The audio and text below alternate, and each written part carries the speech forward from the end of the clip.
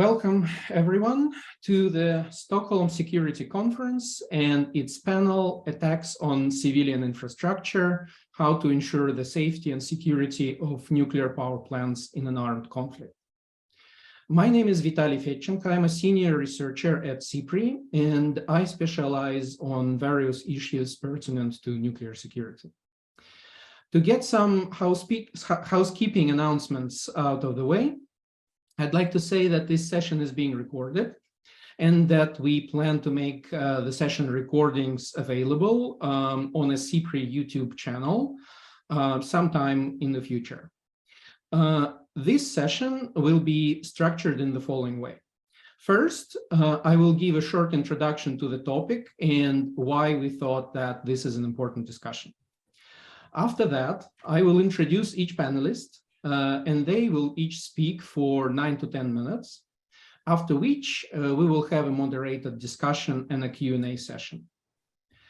Everyone who listens to this session is encouraged to put their questions into the Q&A window on Zoom. Please feel free to do that anytime during the session. We will try to ask these questions right after the presentations and discussion.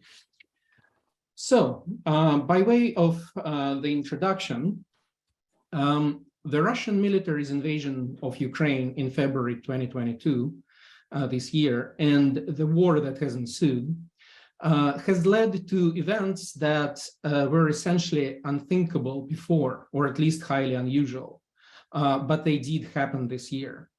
I'm talking about, among other things, events such as an attacks on large and operational nuclear installations, nuclear power plants, seizures of them, fighting in their vicinity involving tanks and heavy weaponry, detention of nuclear facilities personnel, damage to nuclear facility systems, and so on and so forth. Attacks on nuclear facilities by state forces happened before a few times in history, but they involved much smaller facilities, which were, in addition, in most cases, not operational.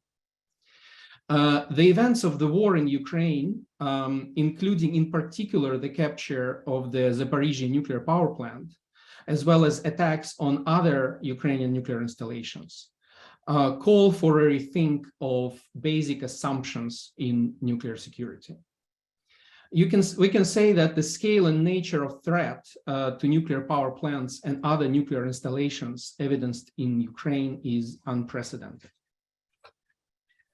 In normal circumstances, existing national and global nuclear security regimes account for risks and often seek to prevent, detect and respond to incidents that may involve malicious intent. The nuclear security regime is built on a robust foundation of international conventions and specific recommendations for their implementation. However, and we will talk about them today. However, these instruments target exclusively non-state actors and do not normally consider full-scale attacks by military forces.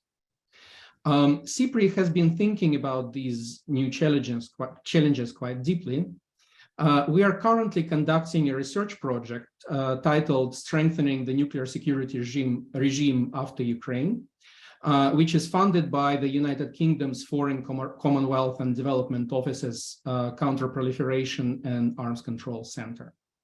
The purpose of that project is exactly to reassess what constitutes effective nuclear security in light of the war in Ukraine and evolving threats from state actors, as well as elaborate policy recommendations on how to mitigate those threats, especially in conflict situations and other extreme circumstances.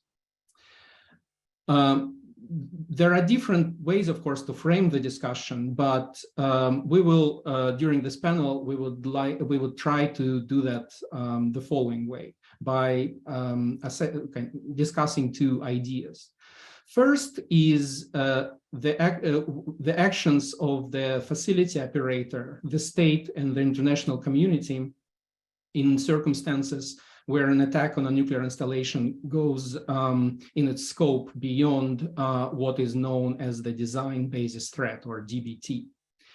And second area for discussion is that the events in Ukraine suddenly connected the nuclear security regime with an entirely different branch of international law, the international humanitarian law, or the laws of armed conflict. So our discussion at this session today will be rotating around these two issues. So I'm happy to say that we have absolutely top-notch experts at this panel to discuss exactly these two issues. We will begin with the presentation by Anita Nilsson, who will talk about nuclear security regime and attacks on nuclear installations during armed conflict. After having served at senior position at the Swedish nuclear regulator, Swedish Nuclear Safety Authority, Dr. Nilsson joined the IAEA in 1996 as a senior coordinator for international safeguards. In 2003, she was appointed the director of the IAEA Nuclear Security Office, a position that she held until 2011. Anita Nilsson was also the IAEA gender focal point between 2005 and 2009.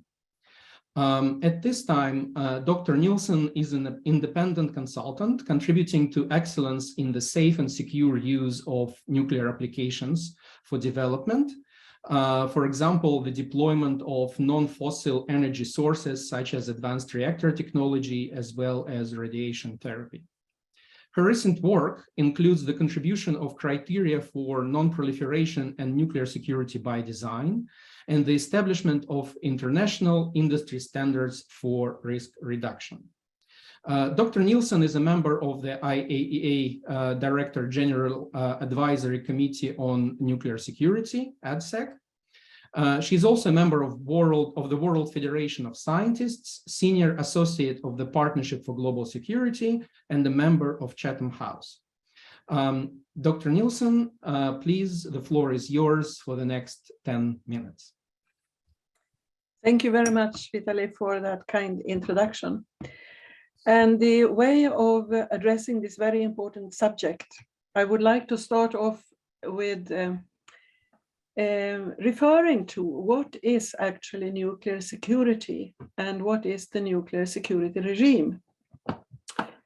And there is actually a definition for nuclear security when we are talking about the international nuclear security.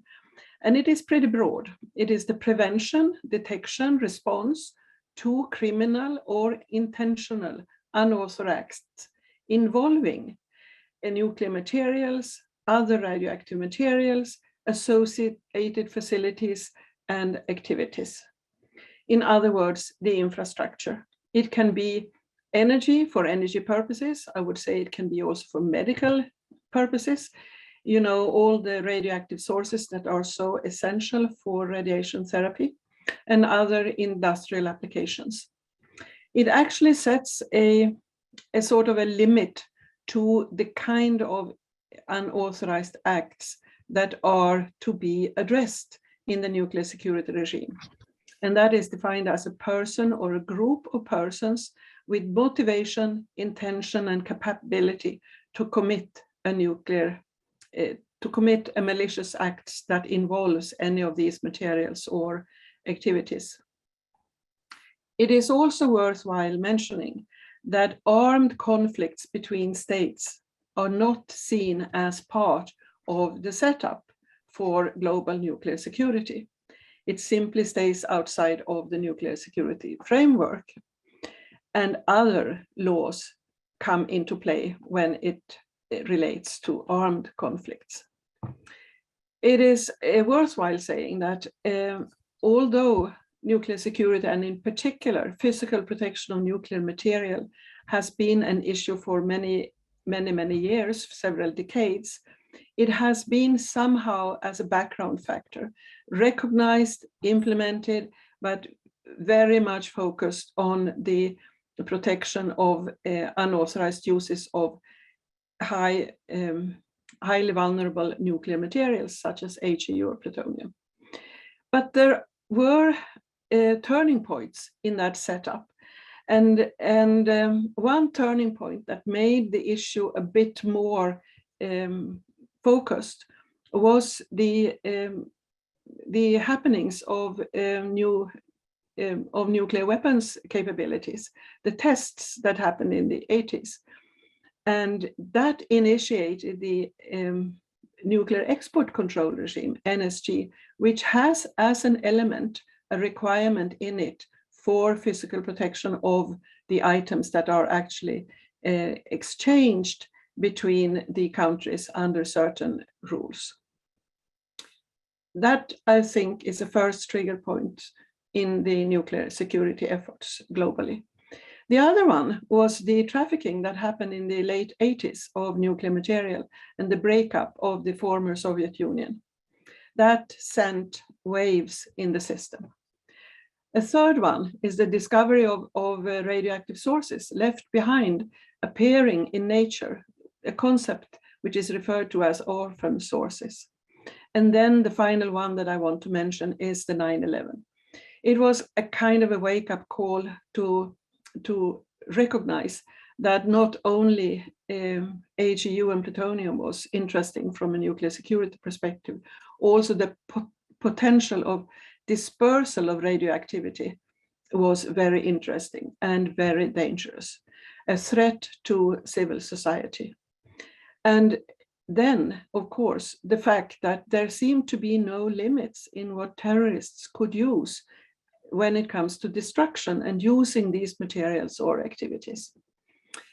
So that was a kind of a big recognition. And also, I would say that these effects, they do threaten infrastructure. The most obvious one is the nuclear energy and the production of electricity. But as I said, also the other applications, the medical ones, the industrial ones, etc. And if we look around in our society, it is quite dependent on these functions as a ground rule. Now, having those turning points, it injected energy into the international system, and there was strengthening efforts.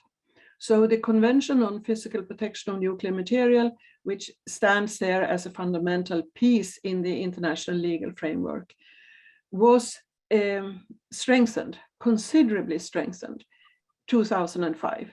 And at the same time, a convention within the UN framework was elaborated, the International Convention on the Suppression of Acts of Nuclear Terrorism, which in its scope is broader than the CPPNM, that was also negotiated. And one of the promoting parties to that convention was actually the Russian Federation. That was approved in 2005 and entered into force 2007. In addition to that, there has been a number of other pieces that are very important in the setup of nuclear security. The IAEA work with its nuclear security series that contains guidance for implementation. There has been a number of supporting initiatives.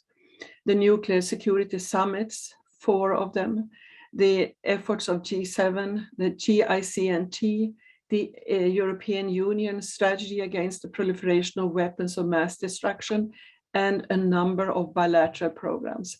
They all have contributed to nuclear security for peaceful nuclear activities. What is important in this setup? There are a few things. And one very important is the allocation of responsibilities. That there is and will remain a responsibility for governments, for national authorities, and then also for operators. And the understanding of that allocation of responsibilities is very key to the regime as such, because the setup limits, in a way, the responsibility for the operator to what is designed basis threat, namely the thing that I refer to as a group of persons armed in a special way, having access to information, all of that. It constitutes a design basis threat. And the operator has the responsibility to protect the facility or the material against unauthorized acts of that kind. That responsibility is, of course, thought of is a non-conflict situation, but it is equally valid in a situation of conflict. The difference is the perpetrator. So the little group is no longer the most relevant piece when we have nations in armed conflicts. At that time, the responsibility of the government kicks in. It is referred to as beyond design basis threat responsibility. And that remains all the time. So that injects an incentive for governments to stay in touch with the area, to maintain an overall responsibility in the normal situation as well in the critical situation. Also the same for the national authorities. And the operator, of course, has its responsibilities for physical protection, for detection, and for responses. But in the system, there should be a preparation also for what to do in case there is a beyond the design basis threat event. Because a nuclear power plant can be operated at full speed with a full effect, but it can also be put in a safe stage. And in certain situations, this may be warranted. I think we have very good examples in normal times. And one recent such example is not in the security field, but in the safety field, where the tsunami made a huge impact on the Fukushima nuclear power plant. And of course, that triggered thinking about how to put it in a safe stage.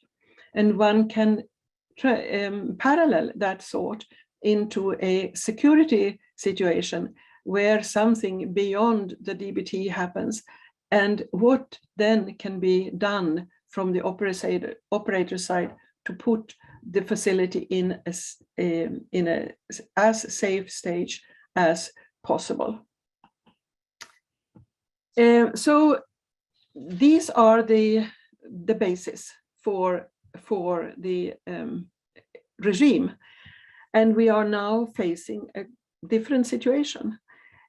The national conflict, armed conflict, is a reality, and it is a reality for sensitive nuclear facilities. And what kind of conclusions can we draw for the future? There are a couple of basic things that I think should be there in the beginning, namely that we should continue to strengthen the framework that we have and its implementation. And we should strive for universal implementation of that. The two conventions that I mentioned, they are very many parties to, but not yet universal. We should also continue to recognize the dependence between safety and security. So not stand-alone pieces, one safety and one security, but that there is a function of interdependence, and move towards more recognition of that and more planned safety, security, risk reduction processes. This means that perhaps there should be an inclusion more in the planning at the government stage, at the operators, for what to do in the beyond design basis threat situation. Understand how the operation of the present physical protection and security system should be continued and not lose in its strengths in a very critical situation. but to continue that. And one can learn from what happened after the Fukushima, in that also the security elements were strengthened by, for example, addressing the risk of an in-flying airplane. And that has also been built in one of the recent research facilities that has been constructed, the new one in Australia. So I would say, as a final word, we have a new situation. We have learned that there are new items to address, but we should stand up and defend much the present framework that we have, so that we can continue to use these activities for the value that they bring to the planet, as it also has to address other problems now, the climate change and all of that, the medical challenges. So not to give up in these troubled times, but to work on strengthening and more planning. Thank you very much. Ready to talk about and answer questions. Thank you very much, Dr. Nielsen, for your intervention and introduction to this topic. It's very interesting that you mentioned Fukushima, because I think we will be speaking about it a little bit later in this session in more detail. Our second speaker today is Mona Ali Khalil, who will talk about legal instruments covering attacks on civilian nuclear infrastructure. Mona Ali Khalil is a public international lawyer with 25 years of United Nations experience, including as a senior legal officer in the United Nations, where she advised on peacekeeping and sanctions, as well as in the IAEA, where she advised on nuclear security. She's an affiliate of the Harvard Law School program on international law and armed conflict, and a non-resident fellow of the United Nations Institute for Disarmament Research, UNIDIR. She is also the director of the MAC Law International, a strategic consulting service advising governments and intergovernmental organizations in the service of we the peoples. She has a BA and MA degrees from Harvard University and an MS in Foreign Service, and a Juris Doctorate from Georgetown University. Please, Dr. Ali Khalil, the floor is yours for 9 to 10 minutes. Thank you, Vitali. It's an honor to be here with Anita and Robert, both of whom I crossed paths with at the IAEA in a few years ago, some time ago now. But without further ado, I also want to thank SIPRI for inviting me. It's not my first collaboration with SIPRI, and hopefully not my last.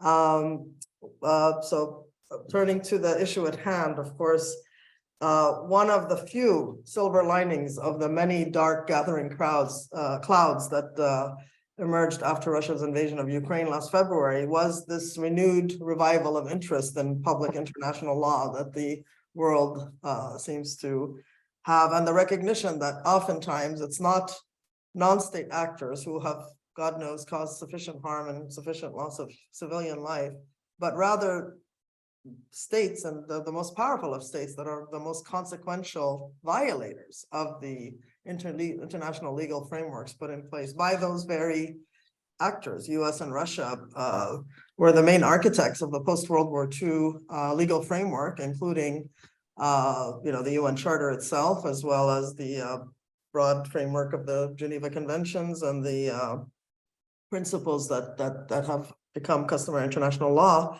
But it's the US with its invasion of Iraq, and now the Ukraine with both its 2014 invasion of Crimea and its Russian invasion of the current Russian invasion of Ukraine in its entirety, that have caused the most consequential earthquake to the legal regimes that were put in place. So while, as Vitaly mentioned, there are historical precedents where attacks on nuclear facilities have occurred, including during armed conflict. Those were not necessarily in full operation. Some of them were under construction, but they are still nonetheless serious precedents that we should consider, including the Iranian, Israeli, and US attacks on various Iraqi nuclear reactors, as well as the Iraqi attacks on Iranian nuclear reactors, and the Israeli attack on the Syrian plutonium production reactor. Nonetheless, the current situation of the Ukrainian nuclear facilities and the ongoing attacks on Ukraine's civilian infrastructure, including on the electric grid and water supplies that are necessary for the safe operation of those nuclear facilities, is indeed alarming. The danger is compounded by President Putin's threats of possible resort to nuclear weapons. But it's not my task today to scare you with the possibility of nuclear accidents and nuclear proliferation and conflagration, but rather to describe the legal instruments covering such attacks on civilian nuclear infrastructure. Let us begin with the binding instruments, the 4 Geneva Conventions and Additional Protocol 1, which embody international humanitarian law or the laws of war in this regard. At the outset, it's important to recognize that all relevant IHL rules apply, including military necessity, distinction between civilians and combatants, the proportionality to achieve a legitimate military objective, and of course, avoiding or minimizing collateral damage, which includes minimizing widespread, long-term, and severe damage to the natural environment. Article 56 of Additional Protocol 1, which applies to international armed conflicts, such as the conflict between Russia and Ukraine, has specific provisions that provide that any work or installation containing dangerous forces, including nuclear and electrical engineering generating stations, shall not be made the object of attack. The shall not be is clearly an explicit prohibition. Even when these objects are military objectives, if such an attack may cause the release of dangerous forces and consequent severe losses among the civilian population. So you have 3 elements here. You have an installation such as a nuclear power plant that contains dangerous forces, in this case, the radioactive material. Such attack being prohibited, even if the facility is a legitimate military target, due to the fact that such an attack may cause the release of dangerous forces and consequent suffering and damage to civilian populations and civilian infrastructure. The same applies to other military objectives located at or near the vicinity of such a nuclear power plant. This prohibition, however, is not absolute. There are exceptions where the protection of these facilities is lost in 2 situations, 2 conditions, where such attacks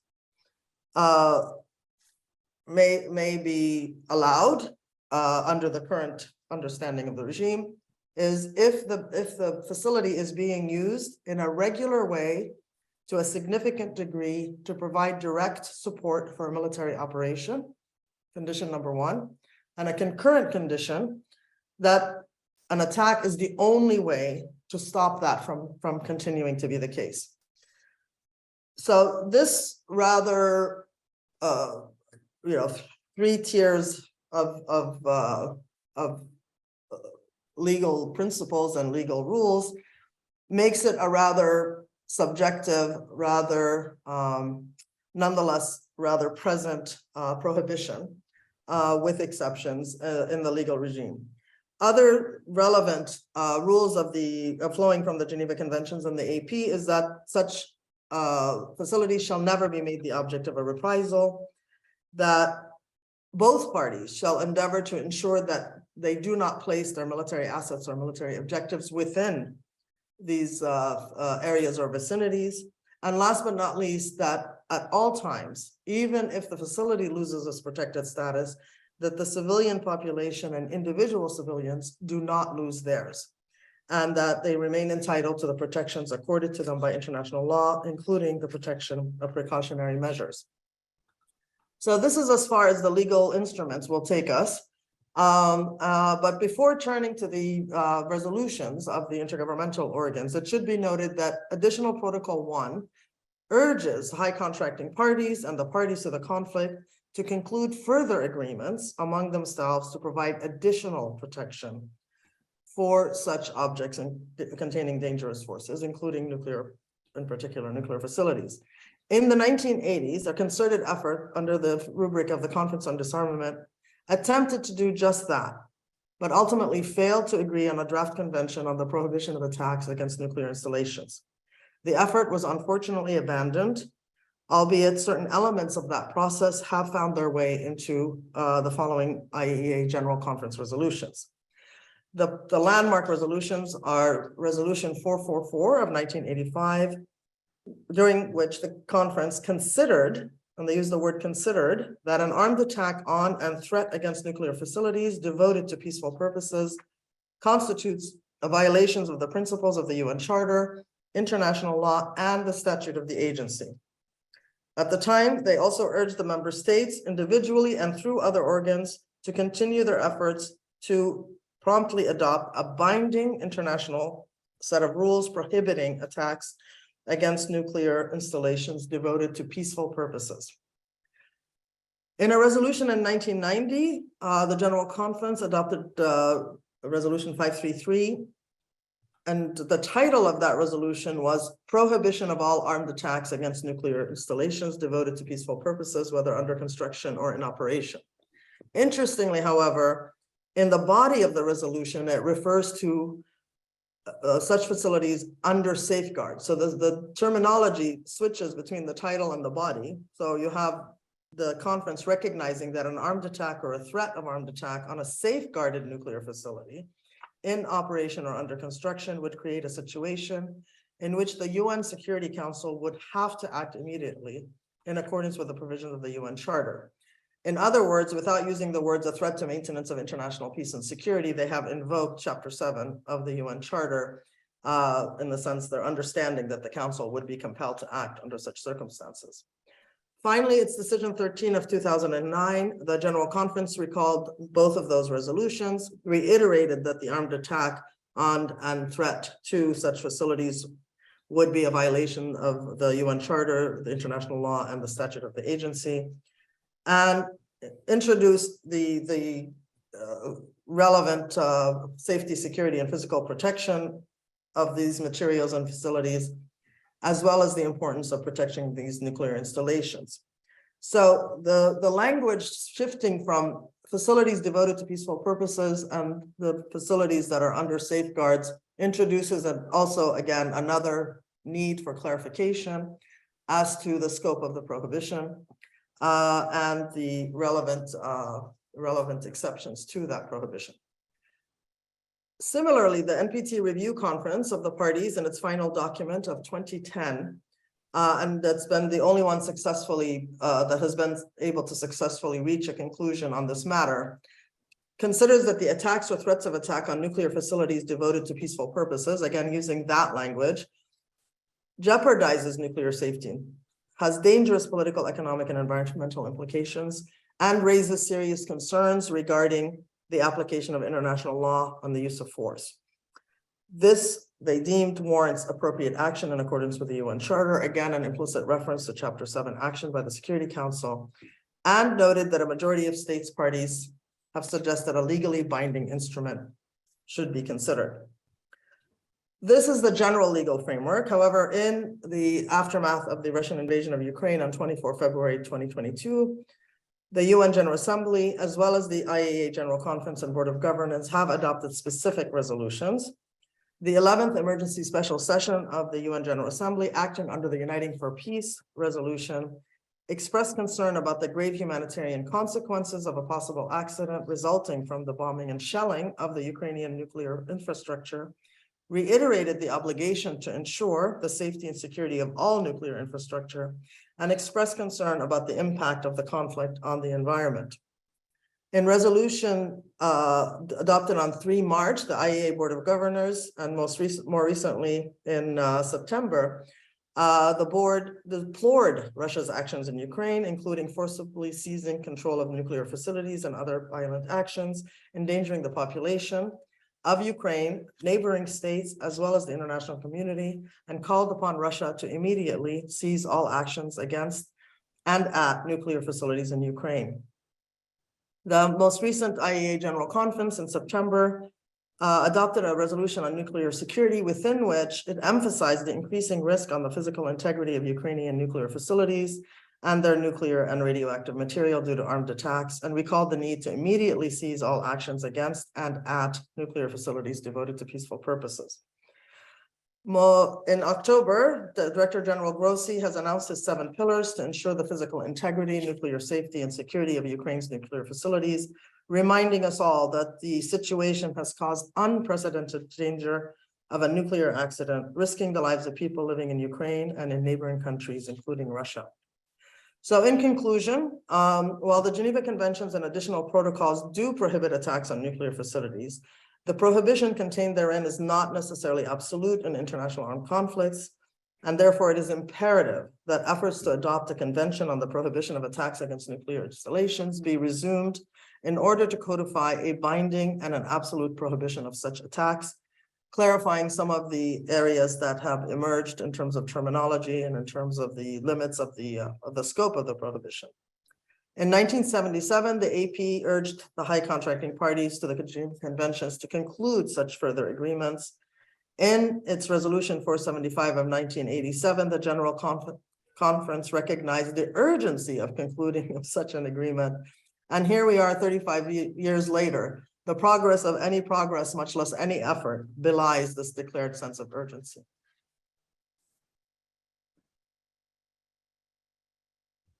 Thank you very much, Mona, for this very comprehensive overview of the international humanitarian law provisions and other law provisions concerning prohibitions of attack on nuclear installations.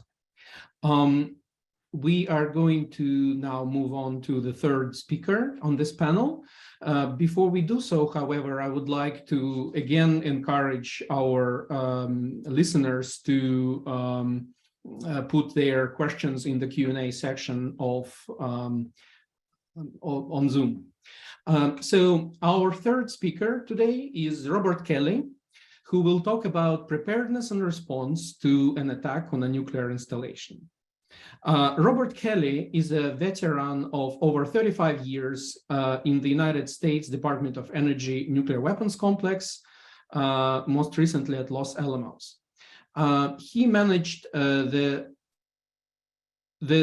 centrifuge and plutonium metallurgy programs at Lawrence Livermore National Laboratory, and later was director of the Department of Energy Remote Sensing Laboratory, RSL. Which is a premier US nuclear emergency response organization. The RSL is responsible for maintaining and deploying assets for nuclear emergency response, such as helicopters and fixed-wing aircraft with measurement gear, ground survey, handheld equipment, and specialized vehicles. The RSL provides dedicated communication systems to field operations for several programs, including aerial measurement systems, nuclear emergency support team, accident response group, and the Federal Radiological Management Advisory Committee. Bob, please, the floor is yours.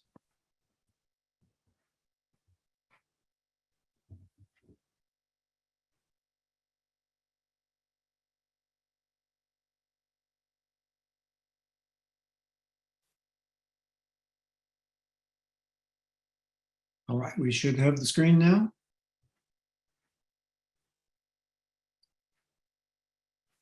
Good.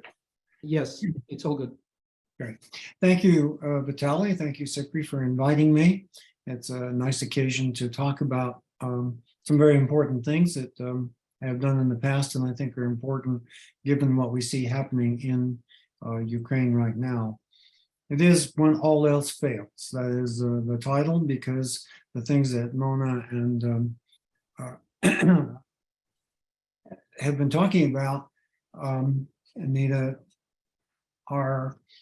they're important, but things do go wrong, and when they do go wrong, what are we going to do about them?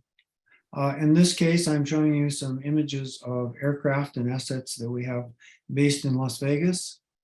This program was set up many, many years ago, primarily to deal with nuclear terrorism and nuclear power accidents. You see there one of the Bell 412s with neutron and gamma gear on it. These are consequence management vehicles. They are really not capable of, for example, searching for a hidden nuclear weapon, but they are definitely there for consequence mapping. Behind that, you see one of the two fixed wing Beech King Airs that we have, which are there also for radiation surveys and for things like thermal surveys to look at what might be going on in the multispectral bands, what damage could be taking place to vegetation and things like that.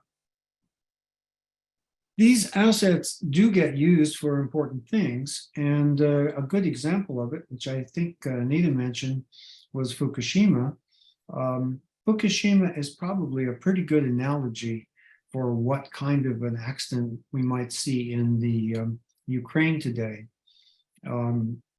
People talk about the accident being the same as Chernobyl. That's total nonsense. There's no way that it would be as large as Chernobyl, totally different reactor. And what people do seem to forget sometimes is Chernobyl did not have a very great effect on the European mainland, except in Belarus and in Ukraine. People were able to detect it, for example, in Sweden and Western Europe, but it didn't pose any kind of a threat. So all of this hullabaloo about this being a worldwide disaster is great hysteria and overclaiming.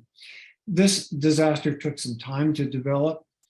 People saw what was happening. The on-site personnel realized that they were not going to be able to control this. In fact, they were going to have to withdraw from the scene.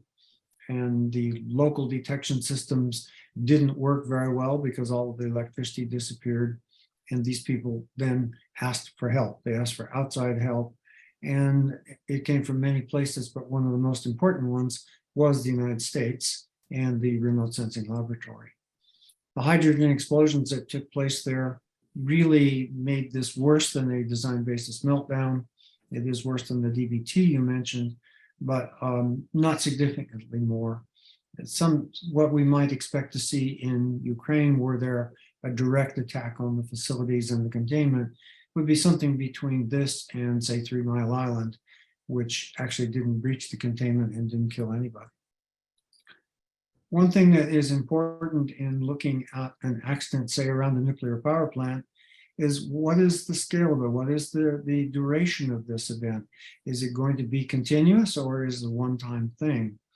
If we look there at those containers there at the, I think it's Connecticut Yankee, those are dry storage containers, and the fuel that is in those containers is about 20 years old. So it's still highly radioactive, lethal to people, but at the same time, it's no longer an energy generating source of material that could be lofted in a continuous event that would go on for days or weeks. So why do we show that? It's because in the early days of the invasion that took Zaporizhia, both sides were claiming that the other side was aiming at these dry storage containers, and that to a large extent, I remember the Russians claiming it would be a false flag by Ukraine. Ukraine would damage the containers.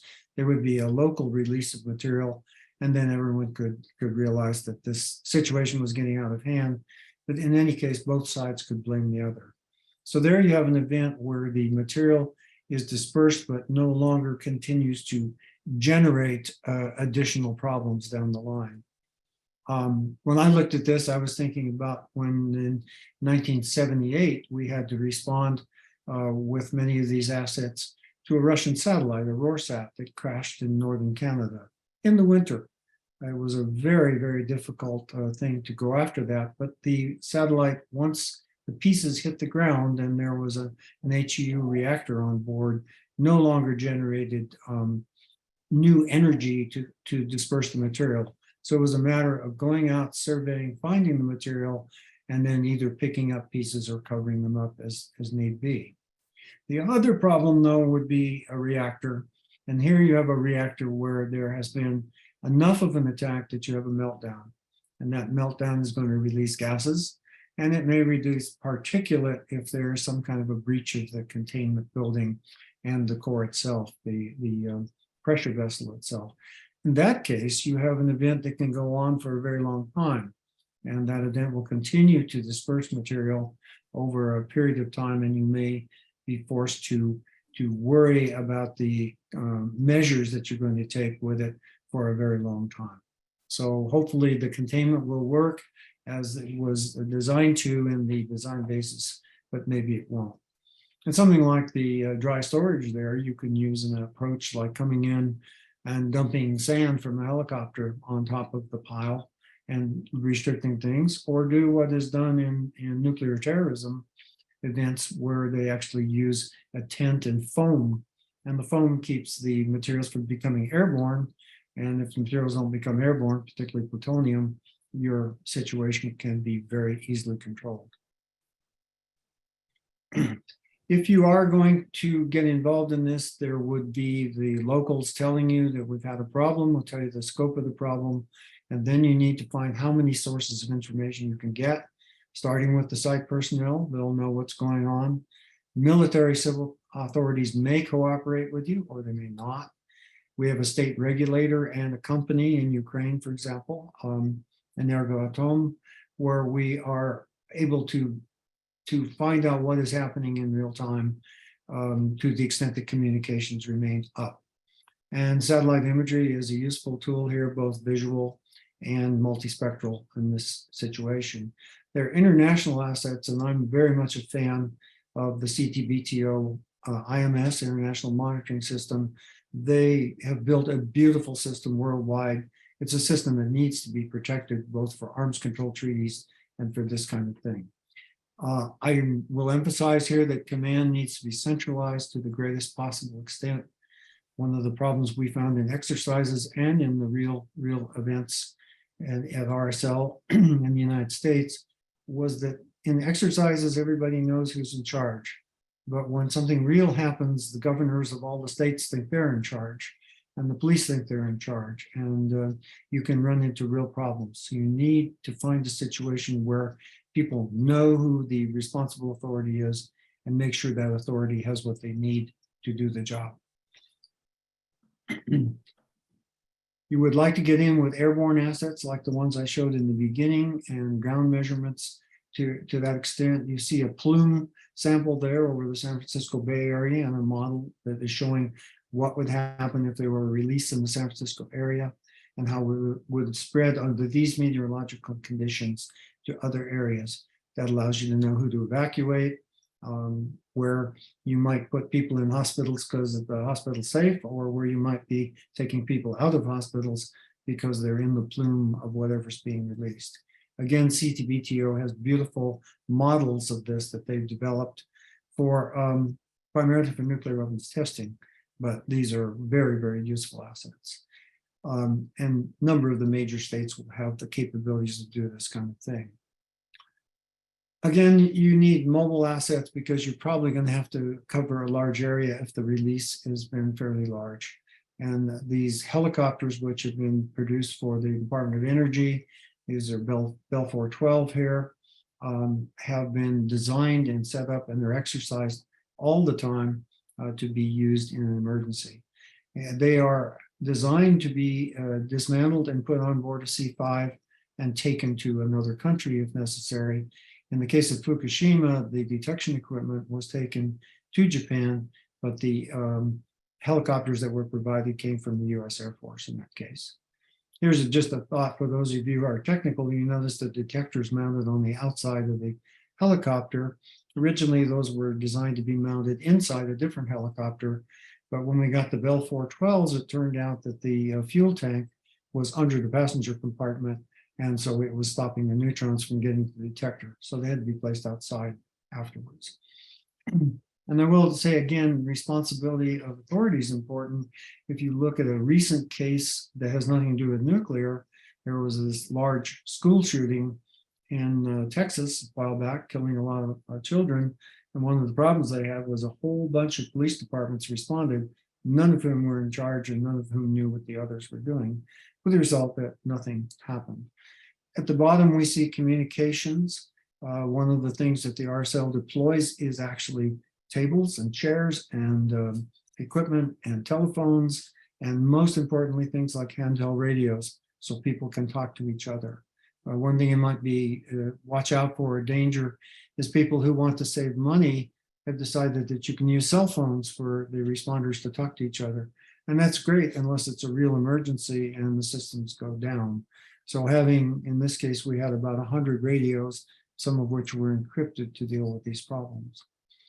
If we're going into a war zone, then some of the things that you depend on under other circumstances may not be available.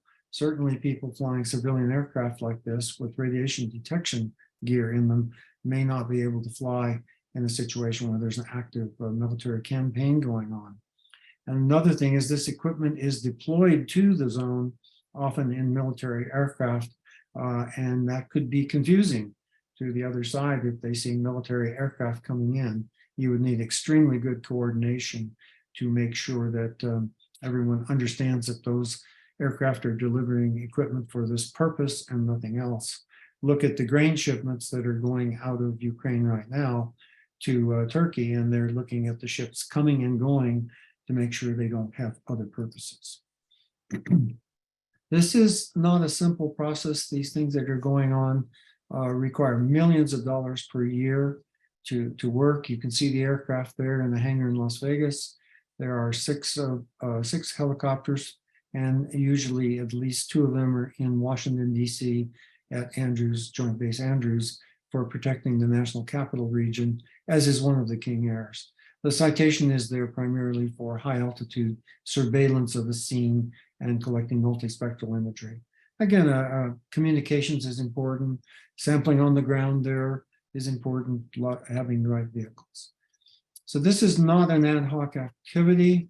It's very important that this be adequate, that it's funded well, that you have the right people as part of the activity, and you exercise them constantly to give them the experience that they need to carry out such a mission after an event. Thank you.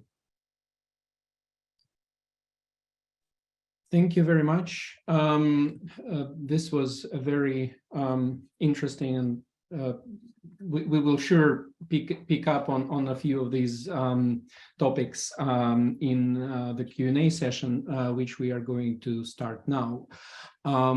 Again, those who listen to this session are welcome to put their questions in the Q&A box on Zoom, and we will try to answer those questions. So I would like to start with a question to Anita. In your presentation, you I laid out, I think, a very important point conceptually, and that is the concept of design basis threat, DBT, and the fact that in cases where that go beyond the DBT, it's the responsibility of the state. But at the same time,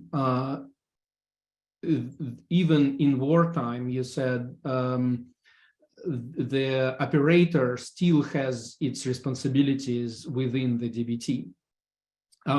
So I think this is a very interesting and important point, and I hope you can elaborate on this further.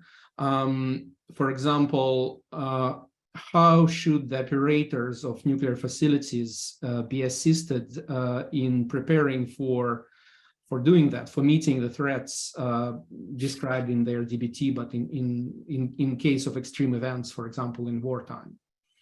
Do you, as far as I understand, there hasn't been a lot of guidance developed on these issues so far. So do you envisage development maybe of some nuclear security series guidance documents on this subject, or maybe it should be some kind of other effort? How should this be approached? I think that it's kind of new thinking, because as you referred to yourself when you introduced this whole webinar, that what we are speaking about today was basically unthinkable when the legal framework was negotiated, the CBBNM and the ICSANT conventions, and etc., etc. What has happened now is that we need additions, and the items that were brought up here in preparedness, I thought when seeing that it's a very hands-on preparation for how to respond in different cases, but also that it has a multi-purpose. And you may correct me if I'm wrong in that, but a good response organization that is based in a national policy appears to be very much wanted now. We have a situation in Ukraine, but a couple of years ago, we had a situation with an infection that stopped society from working during 2 years. And countries were surprised that something like this could happen, and stood there without masks, without many things. So the necessity of putting more thinking into what to do in case of serious events, I believe, is a very realistic request to governments. Perhaps it is possible to add on something in the discussions of the international framework, but even in coming to a point where a universalization of implementation of the present framework has a value, and a value of recognizing that the operation of the facility is highly relevant. So the serious events and the dangerous dispersal of radioactivity depends on the facility itself, and it also depends on the state of operation. So if you have high pressure, you have a higher factor of dispersal compared with if you have a put into safe operation and you have time to do additional actions, which could be the case. And the time factor we had in Fukushima, for example, because the facility, the operation from the taking down of zero power, but it was not used very well, so we had dispersion in any case. But there is a time so that all the operator can plan for and be prepared to put in certain actions at certain points in time. So I think that is a very, very important piece of it. But the recognition that governments need to put this into their own planning mode and be prepared for it, that is, of course, new. Mm-hmm. Thank you. And just as a follow-up, do you envisage the IAEA assistance to member states in this area? And if so, in what do you think would be an appropriate way for them to do so? Well, I think that the DG Grossi has already shown that the organization can provide assistance and help in critical situations, not only the sort of normal, peaceful situations, but also when it is really critical. This has been the case in all big accidents, and now in the situation that we have in Ukraine. So of course, this part of the organization is a very, very important part. And it could also be helped, the agency can do more about advancing the planning for such events, what needs to be there for the nuclear emergencies, whether they are there, they have been originated because of a safety accident, or it has been originated from a security point of view. That clearly could be the case. Thank you. Yeah. Thank you very much. Mona, we also have a question in the Q&A section here concerning your intervention, and it is about the legal instruments that you have described in the IHL, and you also mentioned that there are exceptions to the IHL rule against attack on nuclear energy generating stations. And the question in the Q&A is asking whether or not this undermines the usefulness of those rules in the first place. Can you elaborate on this, please? Yes, thank you, Vitaly, and thanks to Isa for raising the question. Indeed, that is the impression that one is left with. However, that is not the letter or spirit of the Article 56 of the additional protocol. So the exact language is that the special protection against attack provided in the previous part shall cease for the nuclear facility or other military objective located at or in the vicinity of the station if it's providing electrical power in a regular, significant, and direct support of military operations, and if the attack is the only way to terminate such support. So one can foresee the abuse of such provisions to indeed render useless the original prohibition, but it's obviously not that simple and certainly not intended to be a way to negate the prohibition. Like any other rule of international law, you have to look at the specific criteria and to meet them objectively. Regular would imply something more than a one-off or more than an unintentional, but would require something regular, systemic, over a course of time in a significant way. Significant would have to be in a sense that it's not secondary, but rather a robust use of the facility to serve the military purpose, and that would be the fundamental primary use and not an ancillary use. And direct support would have to rise to the level of material support, indispensable support, directed intentional support for the military operation. So those are criteria that make it rather difficult to bring it within the scope of the exception and lead to the loss of the protection, unless there was a clear and hopefully demonstrable satisfaction of those criteria. But that's only one of the conditions. The other condition is that that's the only way to stop the support. And there would indeed objectively be other ways. You can show a notice and ask them to cease and desist from the activity. That's the normal way under the IHL. You can shut it down with the relevant safety and security measures. So there are other ways. So again, it's not automatic. There would be a requirement that you demonstrate that this is the only way to stop the facility from being used. But in it also is a reminder to that all parties have obligations. As we said before, both parties have to refrain, and in the event of a conflict that has multiple parties, all parties have to refrain from even positioning military objectives in or at, much less using the facility itself as a military tool for the advancement of the military interests of the party concerned. So it's really a two-way responsibility.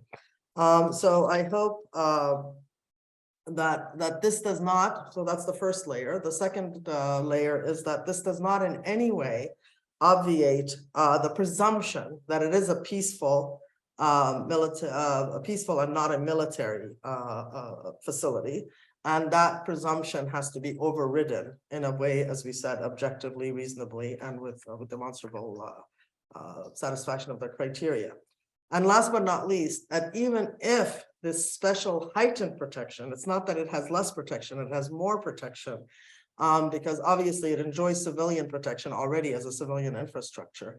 So what this rule is about giving it extra protection, heightened protection. Mm-hmm. So if that heightened protection is lost in those very unique and very difficult to demonstrate circumstances, then the underlying civilian protection still applies. And as I said earlier, the military necessity, distinction, proportionality, and the avoidance of collateral damage would still apply, would always apply. And the risk of the release of dangerous forces would render that very difficult to overcome. So it's the three layers, as I mentioned earlier, hopefully will very much keep a concrete prohibition in place. Mm-hmm. Thank you. Another question that we have here is the question that concerns the 7 pillars mentioned by you that the IAEA Grossi has set out. Can you elaborate further on the specific measures there that are pertinent here? Sure. Indeed, DG Grossi has taken the initiative in identifying these 7 pillars. They arise out of the Ukraine situation, but many of them, of course, are rooted in existing both hard law and soft law regarding safety, security, and safeguards of nuclear facilities. So it's really a condensation of existing laws and regulations and instruments that the agency promulgates and advocates for the adherence to. But specifically, and these of course can be found in the materials promulgated by the agency itself. The first is the physical integrity of the facilities, whether it's the reactors, fuel, ponds, or radioactive waste storage spaces.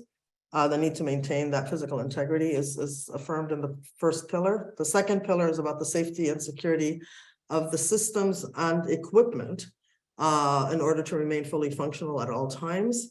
The operating staff must be able to fulfill their safety and security duties and have the capacity to make decisions free of undue pressure, obviously acting under threat of military reprisal or under threat of military action is not consistent with that. There must be a secure off-site power supply from the grid for all nuclear sites, and this is particularly important given the ongoing attacks on the civilian power, water, electrical infrastructure going on right now. This also threatens the ability to maintain the safety and security of the nuclear facilities indirectly. The fifth is the uninterrupted logistical supply chains of transportation to and from the sites. The sixth is the effective on-site and off-site radiation monitoring systems and emergency preparedness and response measures that Anita was talking about. And last but not least, the seventh is the need to ensure reliable communication with the regulator and all other authorities involved, as Robert was kind enough to reinforce. Mm-hmm. Thank you very much. And it's good segue to get to questions to Robert Kelly. One of the questions that I have here has to do with U.S. emergency response and assistance to Fukushima. So you mentioned that, and how did that go? How did those assets perform, and did they manage to arrive in a timely way, and what happened? Could you please tell us more about that? I would definitely say they arrived in a timely way. It's really quite impressive how fast they got out there. The earthquake was on the 11th of March, and the United States instructed the people to deploy the assets to Japan on the 14th. So there must have been lots of high-level discussions going on at the State Department with Japan and deciding to move those assets and worry about the costs later. The first explosion, the first hydrogen explosion, was on the 12th. So they knew that they were dealing with a big problem, and they were there by the time of the second explosion. They were test flying the equipment on the 16th in military helicopters, and were producing data by the 17th. That's really pretty good. In 6 days to start from a complete stop because the earthquake was not predictable, and be collecting data on the 17th. If the same kind of assistance is maybe underway right now, I can imagine that maybe discussions are going on with Ukraine. All of the legal arrangements must be taken care of in advance. And if something were to happen in Ukraine today, I bet they could begin deploying tomorrow. That's how I would expect it. But I thought it was very effective. And they stayed there, I think it was about 2 months, collecting data from fixed wing aircraft and from helicopters and ground people, soil samples, all that kind of thing. Mm-hmm. I wasn't involved in that, by the way, but I'm quite familiar with what took place. Mm-hmm. Thank you. So the last question we have time for, we have here concerns what you mentioned about the CTBTO. as a source of information in emergency response. So how do you think that can be organized in the future, if that were to be done as a standard practice? Would that need to, maybe, would there be a requirement to expand the CTBTO mandate, or would there have to be some kind of agreements on this subject? What do you think about that? I'm an unabashed fan of CTBTO and the international monitoring system. It's a really beautiful thing. I think they've invested like $1 billion in it, and it works. And communications work as well as the detectors. So it's an important thing to have. I'm quite involved right now in TPNW, CTB, FMCT kinds of discussions. And every time I talk about expanding the mandate of CTBT or the IAEA, or even bringing in someone like OPCW, the lawyers all tell me I'm crazy, that mandates are mandates and nobody's going to change a mandate and everybody's going to protect their turf. So I'm a little bit pessimistic. As an engineer, I think you expand those mandates and you say, we're going to use CTBT assets and we're going to get the job done. I'm not sure that we can push that through the diplomatic process in less than a decade. All right, I saw that Anita wanted to comment. I'd like to support the discussion so far and bring it back to what we are now experiencing in Ukraine, and saying that I find it very, very important that we get to learn from this experience. Let us assume that this terrible thing actually stops at one point. We still can use the experience of the nuclear power plants in this situation, and that this experience is documented properly and made available for planning purposes and understanding purposes by other countries, in not at all in these situations, but being aware that it could happen. And we should have knowledge about what kind of judgments are being made. The 7 pillars, as Mona spoke about, they are very, very appropriate pillars. They have different phases: normal, less normal, blah, blah, blah, to the point where you cannot rely on the operation of the plant anymore. So how are the judgments being done in these situations? I think this is something that we should try to encourage to be done as far as possible. Thank you very much. We have 2 minutes before we have to finish the session. So before I wrap it up, Mona, do you have any final, like 15 seconds thoughts, because your name was just mentioned by Anita. So, and then we will wrap it up. I'm grateful to Anita and to you and to Robert for this opportunity to shine a light on the body of law that already exists. I mean, a lot of times we have to develop and we have to work towards improving or codifying and evolving law. But here we have very clear principles that are laid out and have withstood the test of time.